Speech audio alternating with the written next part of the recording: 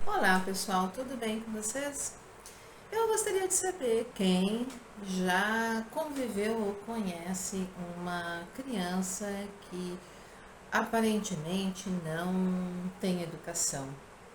Aquela criança que a gente até nem tem vontade de estar por perto porque é muito mal criada, muito agressiva, violenta, que a gente vê assim até no olhar uma coisa estranha e a gente fica receoso de estar por perto.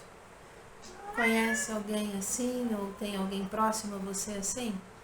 Então, nós podemos estar falando de uma criança com um transtorno de conduta. E é isso que eu quero conversar com vocês hoje aqui no canal, falando sobre você, sobre crianças e adolescentes com transtorno de conduta. Mas antes de começar, eu tenho que me apresentar. Me chamo Nalu Vieira Alves, sou psicóloga e terapeuta integrativa. E esse miadinho do meu gatinho, ele se chama Tchau, que daqui a pouquinho ele aparece aqui no vídeo também. Bom, gente, antes de iniciarmos o assunto, dê o seu like, assine o canal, porque depois a gente começa a se interessar, ouvir e esquece no final de fazer isso, né? Ajude aí o canal a crescer e eu a continuar realizando o meu trabalho da melhor forma possível. Bom, vamos falar um pouquinho então sobre transtorno de conduta. Uh, como é uma criança assim, né? Quais são as características? São crianças birrentas, são crianças agressivas, são crianças que gritam, que desobedecem, que ameaçam, são crianças que usam da violência, são agressivas com animais de estimação, maltratam os animais, ferem os animais e sentem prazer nisso. Elas não demonstram nenhum remorso em relação ao que estão fazendo. São crianças que não têm medo de nada, elas não apresentam medo de insetos, de animais grandes, não apresentam medo de estar na beirada de um prédio, de entrar no mar revolto. Elas não têm medo, para elas é tudo tranquilo. Elas se sentem super poderosas, elas têm o domínio sobre tudo isso, então para que ter medo? Elas não têm, elas não apresentam medo em relação a nada, nem a ninguém. Do mesmo jeito, elas não apresentam nenhum tipo de receio, sofrimento quando castigadas. Se recebe um castigo por algo que fez totalmente errado, retira-se um brinquedo ou põe para pensar um pouco no que fez, não importa o que seja, ela não dá importância, ela passa por aquilo ali tranquilamente, porque logo depois ela vai ter de novo, ela sabe disso, então ela não tem esse tipo de sentimento de mágoa, de tristeza, porque perdeu aquela oportunidade ou aquele brinquedo.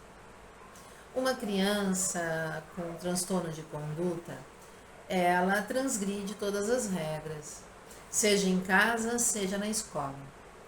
Ela falta aula, ela foge de casa, ela foge da escola. Ela agride professores, colegas. Ela tem crises de gritos, de ameaça. Ela ameaça amigos, colegas de escola.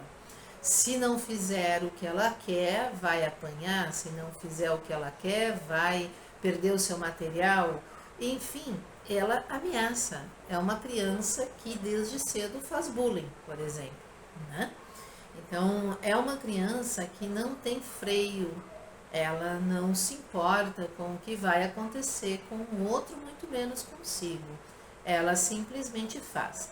Se ela quer bater em alguém, ela vai bater porque ela quer. Se ela quer pegar um material do seu coleguinha, ela vai pegar e o problema é dele, ele que consiga um outro. Então, é um descaso muito grande. Óbvio que nós vemos crianças com características mais amenas dessas questões que eu estou trazendo e outras com características mais densas, mais pesadas. de um alto grau de agressão a animais como a pessoas. São crianças que até mesmo seus pais ela ameaça, até mesmo seus pais ela tem uma atitude agressiva, violenta de tratá-los. Se observa isso desde criança, 5, 6, 4 anos de idade. Um comportamento totalmente diferente do que se habitualmente vê em crianças. Não que uma criança não possa ter uma crise de raiva, uma criança não possa ter um momento de uma birra muito grande, onde vai quebrar algo, vai brigar de uma forma mais agressiva. Só que depois essa criança se arrepende, tem um remorso, se sente culpada. A criança, dentro de um padrão normal, ela tem medo do que vai acontecer depois. É apenas uma criança que não soube controlar as suas emoções. Já uma criança com transtorno de conduta não tem nada disso, não tem remorso, não tem culpa, não tem medo, não sente qualquer tipo de sensação de perda. Ela simplesmente vai fazendo o que bem entende. Vai chegando na fase da adolescência, se isso não for identificado e bem tratado na infância, isso tende a aumentar. O adolescente passa a cometer delitos mais graves, furtos, arrombamentos, quebrar carros, quebrar bens públicos e privados, estragar coisas alheias, roubar dentro de casa para comprar drogas, tem comportamentos sexuais mais agressivos, forçando situações sexuais com outras pessoas. São adolescentes que fogem de casa, dormem fora, não dão satisfação para os seus pais. Então são adolescentes muito difíceis de lidar. Esses adolescentes, não vou dizer que seja no alto grau, mas muitas vezes chegam a cometer crimes mais densos, como matar alguém, estuprar alguém. Quando consegue-se fazer um tratamento, um acompanhamento adequado, não só para o adolescente, não só para a criança, mas para a família, porque é importante que todos entendam o que se passa com esse ser. É possível amenizar esse transtorno, é possível fazer com que essa criança, esse adolescente, aprenda a lidar com essas pulsões mais agressivas e canalizá-las para coisas mais positivas. Como, por exemplo, estudo, esportes, artes, né? Então, é importante que ocorra uma identificação. Não dá para se pensar apenas em uma criança rebelde e um adolescente rebelde. Nós temos que buscar ajuda para ver se aquele rebelde é apenas um momento, uma fase da vida, porque são várias características muito densas, muito gritantes. Podemos muitas vezes encontrar o transtorno de conduta começando na adolescência, não tendo muitos sinais na infância. Igual, é necessário buscar acompanhamento. É sempre importante e sempre temos a possibilidade de resolver essas questões. Todos os transtornos a nível psíquico na nossa vida, eles podem ser amenizados e até resolvidos até o início da idade adulta, se forem bem tratados, se forem bem observados, acompanhados por profissionais habilitados. Psicoterapia, acompanhamento medicamentoso para o controle desses sintomas. Então, tudo isso é importante na vida de uma criança que apresenta essas características e que recebe esse diagnóstico, seja na infância ou na adolescência, de transtorno de conduta. Não é simples, não é fácil para uma família ter esse diagnóstico do seu filho. do seu neto, do seu sobrinho. Mas antes de qualquer outro tipo de sensação, julgamento, nós precisamos ter a consciência que é extremamente necessário que se resolva isso nesse período. Nem toda criança ou adolescente que apresenta transtorno de conduta nesta fase venha se desenvolver na fase adulta um adulto com um transtorno de personalidade antissocial. Nem todos. Aqueles que conseguem um tratamento adequado conseguem amenizar essa situação e na fase adulta ter uma vida normal. Quem não busca esse acompanhamento, não busca esse tratamento, geralmente acaba na fase adulta recebendo o diagnóstico de antissocial. Existem também aqueles que, infelizmente, mesmo com tratamento e acompanhamento, acabam levando para a idade adulta essas características e, infelizmente, elas ficam maiores. E aí vem o diagnóstico de transtorno de personalidade antissocial. É importante que estejamos sempre atentos para que as nossas crianças e os nossos adolescentes recebam um atendimento e acompanhamento adequados.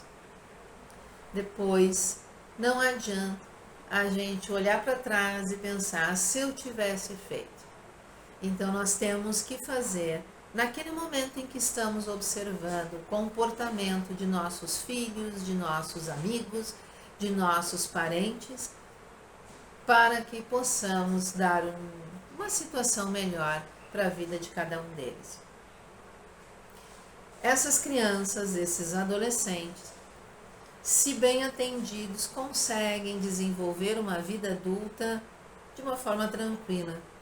Conseguem ter profissão, conseguem ter família, tudo dentro do padrão.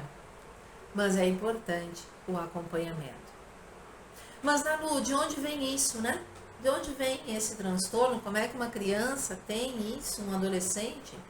Bom, estudos mostram que existe o fator genética que acontece, ocorre, né? Geralmente, familiares já têm algum tipo de problema, algum tipo de transtorno a nível psíquico.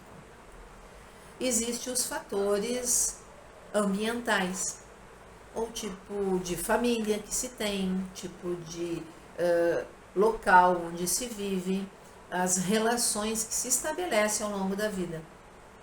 Então é um conjunto, não existe uma coisa apenas. A pessoa pode geneticamente ter isso dentro de si, mas se um ambiente familiar, um ambiente social onde ela vive, é um ambiente extremamente saudável, aquilo pode ficar adormecido. Se a criança ou adolescente tem isso na sua genética e tem um ambiente familiar conturbado, violento, negligente, onde o uso de drogas é algo tranquilo, que acontece sem maiores problemas, é óbvio que essa genética aflora. Então, é importante a gente ter o conhecimento a nível genético dessa criança, mas principalmente nós precisamos dar a esse ser um ambiente familiar e social adequado para que não desenvolva e não acabe ainda aprimorando essa genética que ela traz consigo. Bom, gente, acho que é isso. Quem gostou do assunto, achou interessante, conseguiu entender, por favor, dê o seu like. Não assinou ainda o canal? Assina, deixa ele crescer cada vez mais e esse trabalho chegar a muitos e muitos mais. Comente, já conheceu, conhece, convive, quer um questionamento, uma resposta ou quer indicar um outro assunto? Fique à vontade, comenta, tudo vai ser respondido e também pode vir a se tornar um novo vídeo, como já aconteceu aqui no canal. Compartilhe o vídeo, muitas pessoas nem sabem que existe esse tipo de problema e acha que sua criança ou seu adolescente são apenas revoltados, personalidades fortes, difíceis de lidar. E, de repente, podemos estar lidando com uma criança e um adolescente com um transtorno de conduta. Gente, muito obrigada até aqui, quem esteve comigo. Até mais e até o próximo vídeo.